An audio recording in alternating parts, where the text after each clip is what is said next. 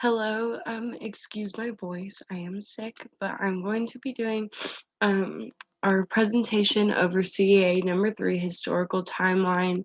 This is by Nathan Collier, Callie Hodges, and Madison Denman.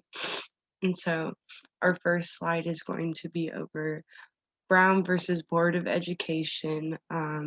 This law was made in 1954, and the key points are that justices ruled unanimously that racial segregation of students in public school was unconstitutional.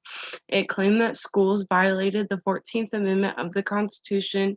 The case was heard as a consolidation of a four-class action lawsuit in 4 states by the NAACP due to the denial of African American students in all white public schools. So the implications of this law is going to be that it gave ELLs the same access to education as non-ELLs, and the limitations are integration caused tensions, leaving the ELLs not being in a positive learning environment.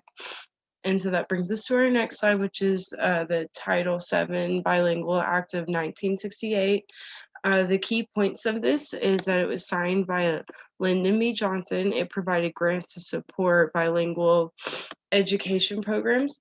The first piece of legislation signed highlighting the need for bilingual education.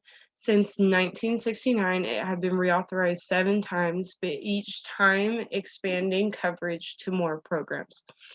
So the implications of this act were that with each reauthorization, the benefits of bilingual education, both personal and societal, were recognized to a greater degree.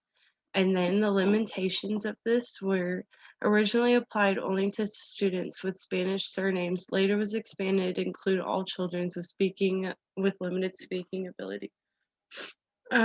Provided grants to district through a competitive process. The original act was vague and undefined, but by 1994, the target population was defined and clarified.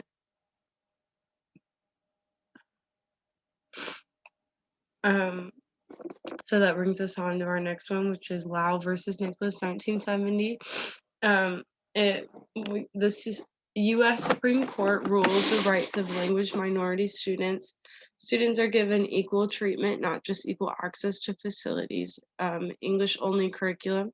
The implications were that students that do not speak primarily English are entitled to special assistance to facilitate their equal participation in school programs, and the limitations were decision does not include bilingual education, which brings us to our next slide, which is the section 504 of Vocational Rehabilitation Act of 1973 as an American legislation that guarantees certain rights to those who have disabilities.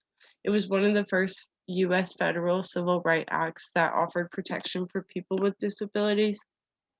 Its intention was to impact the employment and education of people with disabilities, and it was signed by Richard Nixon. It funded state assistance to people with disabilities for their vocational rehabilitation. And the implication of this act were that Section 504 covers any program or activity receiving federal financial assistance, and the limitations were reasonable accommodations were up to the employer's discretion. And then we have a excuse me, I cannot pronounce this, Castaneda versus Pickard 1981. The key points were appropriate action must be taken to overcome language barriers so that language learners can participate equally. So the implications of this act were 3 new criteria were determined. Effort must be based in sounds theory, implemented in effective manner, and evaluated to determine its effectiveness of overcoming language handicaps.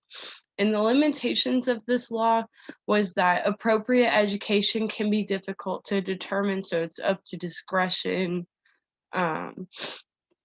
Which brings us to this slide, which is the Proposition 227 of 1998. The key points were that It was authorized by Ron Yunes, changed the way that limited English proficient students, also known as LEP, were taught in California, required that LEP students were taught in classes with nearly all English language. So the implications of this proposition is that despite the legislation, the bilingual education was wavered out and still used. It was replaced in 2014 with Preposition 58, which focused on multilingual education. And the limitations of this was that it made the case to eliminate bilingual education, which is not good, and claims that were not based in research. So this leads to Proposition 203, and this was in the year 2000. So it was known as English Children Initiative. It was authorized by Ron Hughes, required that students in all grades from the second grade to their senior year are tested annually to monitor their progress in academics and in English language proficiency, which just checks where they're at. The implications are that students with learning disabilities can be exempted from a test, and the limitations are that it claims bilingual education is not conducive to a child language English and not based on research. Analysis finds no information that replacement of bilingual programs with English only instruction helps students learn English faster. And this brings us to our next case, which is the No Child Left Behind in 2002. So the key points for this is that it was authorized by George W. Bush in 2001, and then it was implemented in 2002. States were required to test the reading and math skills of students from grades 3 to 8 and once again in high school. It is a reauthorization of the Elementary and Second Education Act, also known as the ESEA. So the implications of this act were that ELLs could be excluded from tests. Each state had to create their own academic standards to be held accountable for, and the limitations were refers to students as limited English proficient (LEP). Bilingual programs were neither encouraged or restricted, and high stake testing did more harm than good. Which brings us to our next slide, which is Americans with Disabilities Act Amendment, which was in 2008. So the key points of this was it made a significant change to the definition of the word disability.